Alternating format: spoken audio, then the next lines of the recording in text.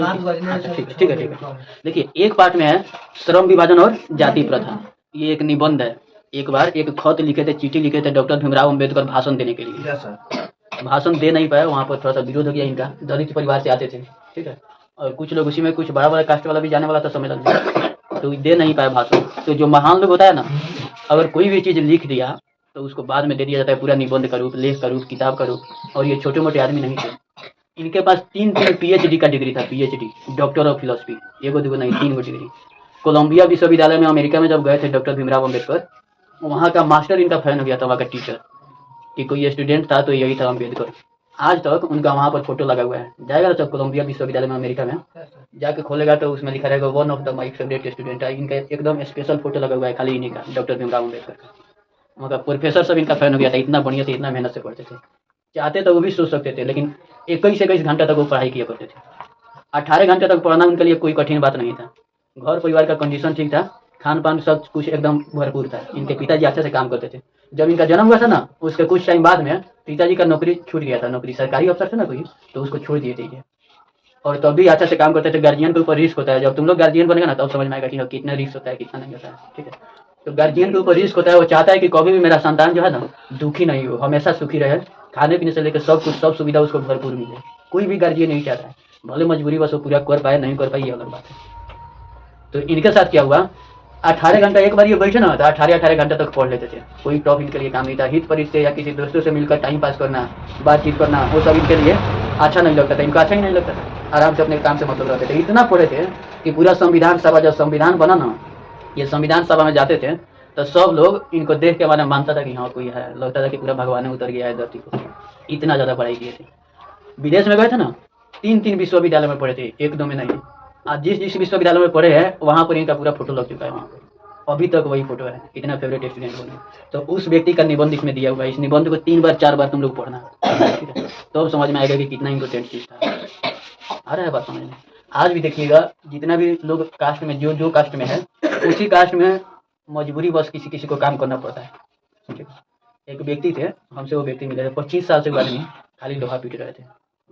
अभी बूढ़े हो गए, अभी भी लोहा का ही काम करते हैं। इतना स्वाभिमानी कि पूछो मत।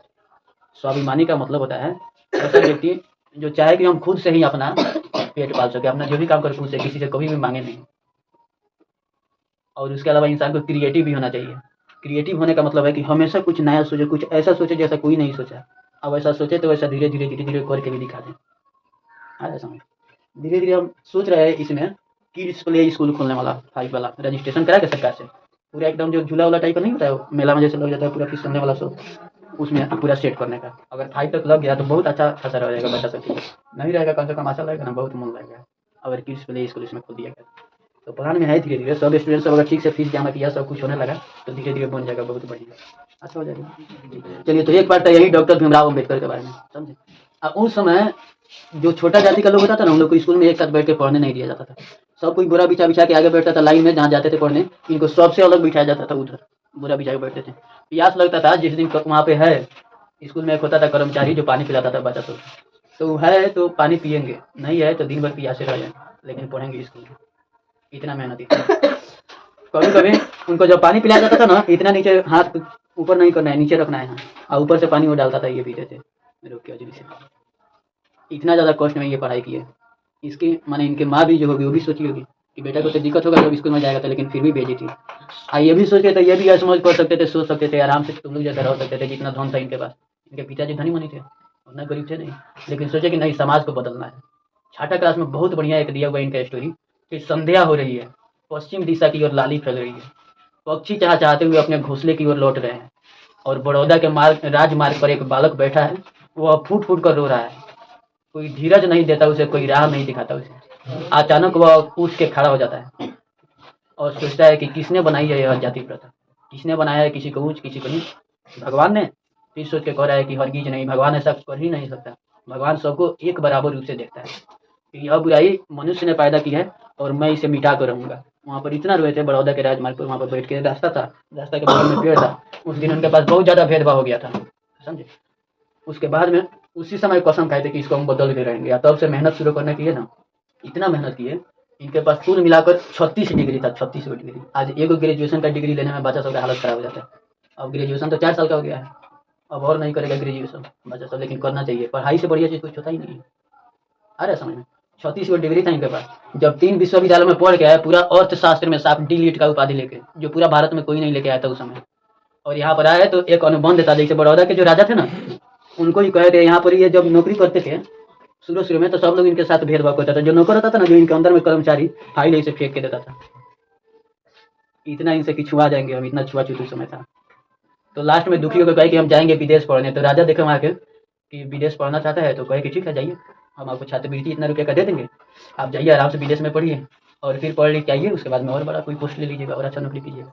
जब 3 डिग्री हासिल करके वहाँ से PhD सब करके 3 विश्वविद्यालय से पढ़ के, तो फिर आए राजा साहब के यहाँ, बड़ौदा के राजा साहब के यहाँ, वहाँ पर नौकरी किया, पूरा मेजर के एकदम ऊपर IAS लेवल का नौकरी। अभी का IAS लेवल का नौकरी पूरा जिला में जाना जाता है, समझे? IAS जो अधिकारी होता है ना, पूरा एक जिला का ही हेड हो गया।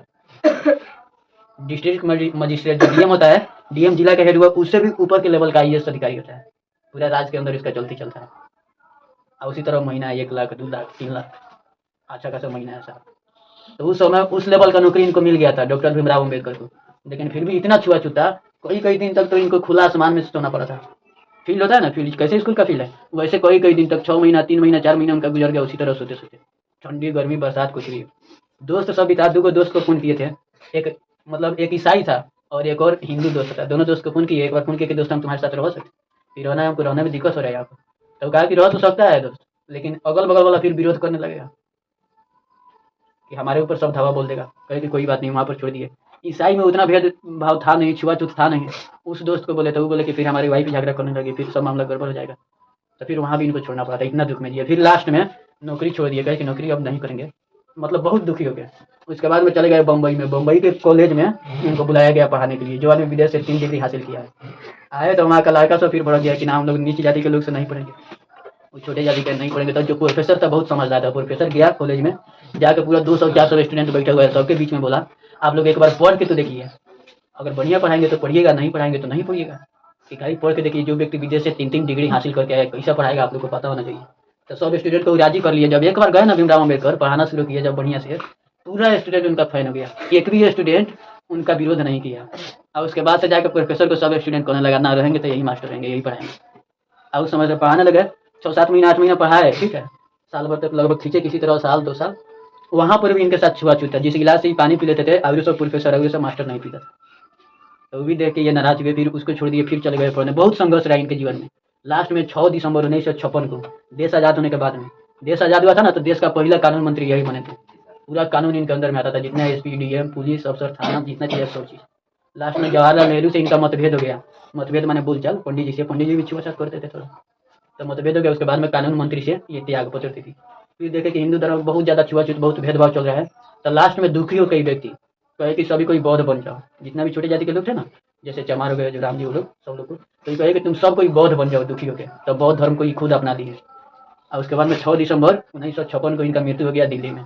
3 दिन तक पूरा मोटे छोटे थे, इनको तबीयत इनका खराब हुआ, 3 दिन तक बहुत ज़्यादा डेंजरस तबीयत खराब रहा, और खराब होने के बाद में लास्ट में मर गए 6 दिसंबर को। तो उनका स्टोरी है एक पार्ट में, इसको 3-4 बार पढ़ना है, एक बार में कुछ थोड़ा समझ में आता है। कोई आदमी एक बार पढ़ लिया ना, इसका मतलब ये नहीं है कि हम पढ़ लिया तो दोबारा नहीं पढ़ेंगे, बार बार पढ़ने से जितना बार पढ़ोगे उतना बार नया चीज़ सीखने को मिलेगा। इसलिए कोशिश करना चाहिए कि पढ़ते रहें, 2 बार 4 बार 5 बार जितना बार पढ़ेंगे ना, उतना बार नया नया समझदारी आएगा दिमाग में जितना समझदारी आ रहा है, जितना दिमाग चल रहा है, उतना अच्छा बात है। तो पढ़ाई पर मन लगाना है, ठीक है। तो एक पार्ट आप लोग को पढ़ लेना है श्रम विभाजन और जाति प्रथा। 2 पार्ट में है 20 के दांत, ये एक कहानी है नलिन बिलोचन शर्मा का। 20 माने क्या होता है ना, 20 के दांत। जैसे इसमें एक गरीब बालक है, एक अमीर बालक है ना। अमीर बालक में पहले ही से ज्यादा घमंड रहता है। क्या नाम था उसका जो अमीर बालक था? खोका या कासू ना। और जो गरीब था उसका मदन। उसके पिता का नाम था उसके पिता का नाम था गिरधर लाल, हाँ, और मदन लड़का का नाम था। तो वो स्वाभिमानी लड़का था। यही दोनों का कहानी है, बहुत बढ़िया।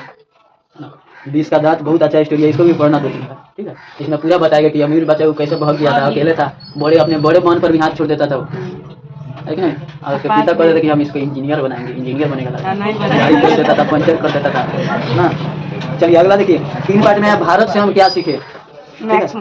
एक व्यक्ति थे मैक्स मुलर, दूसरे देश के रहने वाले थे, समझे। मैक्स मुलर आए थे भारत घूमने, कुछ साल तक भारत में रहे थे, और जब यहाँ से गए तो वही लेख लिखे कि भारत से हम क्या सीखे। जर्मनी के डेसाउ में इनका जन्म हुआ था, मैक्सिमम का। तो भारत से हम क्या सीखे ये भी खूब अच्छा से पढ़ना 2-3 बार तब आएगा समझ में, ठीक है। अब मेहनत करना शुरू कर दो सब। देखो यहाँ आगे देखो, अब क्या है 4 पार्ट में नाखून के ऊपर से है हजारी प्रसाद जी के। इसमें पूरा नाखून का हिस्ट्री है। पहले लोग नाखून को त्रिभुज जैसा काटता था, कभी कभी ऐसे चांद जैसा काट के रखता था, बड़ा बड़ा बढ़ाता था, ठीक है। जब आदिमानव का युग था उस समय नाखून उन लोग का हथियार होता था। कोई उन पर आक्रमण किया कोई जानवर तो नाखून से वो लोग अपना लड़ते थे। बहुत काम नाखून से करते थे। कंदमूल भी उखाड़ लिया करते थे, फल कंदमूल, ठीक है। धीरे धीरे जब आदमी होशियार होने लगा तो धीरे धीरे नाखून काटने लगा, और काटना भी चाहिए, ठीक है। फिर भी ये बढ़ जाता है, ठीक है नहीं। चलो आगे देखो, नाखून क्यों बढ़ता है? वही स्टोरी है, वही पूछा गया था, उसमें पढ़ना अच्छा से पूरा समझ में आएगा, ठीक है। चलिए 5 पार्ट देखिए। 5 पार्ट में नागरी लिपि, ये भी एक निबंध है, इसके राइटर गुणाकर मूल्य, ठीक है। अगला देखिए, अगला है बहादुर पाठ, जिसके राइटर हैं अमर। यह भी बहुत बढ़िया कहानी है। बहादुर का पूरा नाम क्या था? भारत नेपाल के बॉर्डर पर इसका जंगल में गया था भैंस चराने। सुनो ध्यान से सुनो, इसे बातचीत नहीं कीजिए, आप लोग बातचीत नहीं कीजिए, ठीक है सर। बातचीत नहीं कर रहा है, चुपचाप बैठे। बहादुर स्टोरी है 6 पार्ट में, ठीक है। ये बालक गया हुआ था भैंस चराने। भैंस थोड़ा बदमाशी किया, इधर उधर गया, भैंस को जोर से पीट दिया। भैंस भागा या घर पे। अब इसकी माँ देख के गुस्सा गई कि बड़ी पीटा है, उसको भी उसी तरह पीटेंगे। उसको भी उसी तरह पीट दी। बेचारा छोटा बालक के दिमाग में उतना चीज थोड़ी चलता है। तुम ही लोग है उतना चीज थोड़ी चल रहा होगा दिमाग में।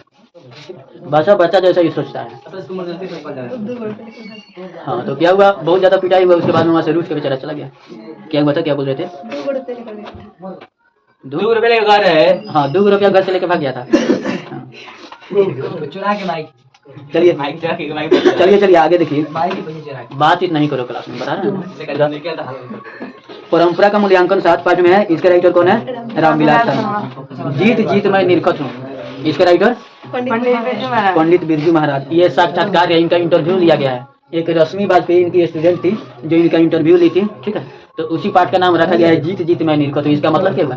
जीत माने जैसे, ठीक है। जीत मैं निरखत हूँ, जैसे मैं निरखता हूँ, ठीक है। निरखना मतलब देखना, अपने अंदर के कमी को देखना, हमें क्या कमी, हम कैसे और निरख सकते हैं और आगे कैसे बन सकते हैं, ठीक है। इस तरीके से ये एक इंटरव्यू है, इसको भी पढ़ना बहुत अच्छा लगेगा, ठीक है। अगला देखिए, ध्यान दीजिए सब कोई। अगला है अभिनयो, इसके राइटर है अशोक वाजपेयी। अभिनयो एक शहर का नाम है, फ्रांस में रोन नदी के तट पर बसा हुआ है, ठीक है। वहाँ पर ये गए थे एक बार मेला देखने, लेखक को बुलाया गया था, वहाँ पर उनका दोस्त बुलाया था। जब विदेश गए थे ना, अपने साथ जरूरी का, जो समझदार आदमी होता है अपने साथ जरूरी का सामान नहीं छोड़ता है। जैसे तुम लोग का भी पढ़ने का टाइम है, कहीं भी जाओ आराम से किताब नहीं छोड़ो, किताब। चलिए आगे देखिए। अगला है 10 पार्ट में मछली, विनोद कुमार शुक्ल। उसके आगे नौबत खाने में इबादत है, यतीन्द्र मिश्र, ठीक है। उसके आगे शिक्षा और संस्कृति, महात्मा गांधी। पूरा पाठ और लेखक का नाम याद रखिएगा आप लोग। उसके बाद में काव्यखंड है, काव्यखंड को कल समझा देंगे अच्छे से, ठीक है। तो आप लोग थोड़ा पढ़ना सीखिए, मेहनत करना सीखिए। आज शाम वाला क्लास चला के और सुबह में बंद कर दिया जाए। दिवाली के दिन पढ़ाई होगा।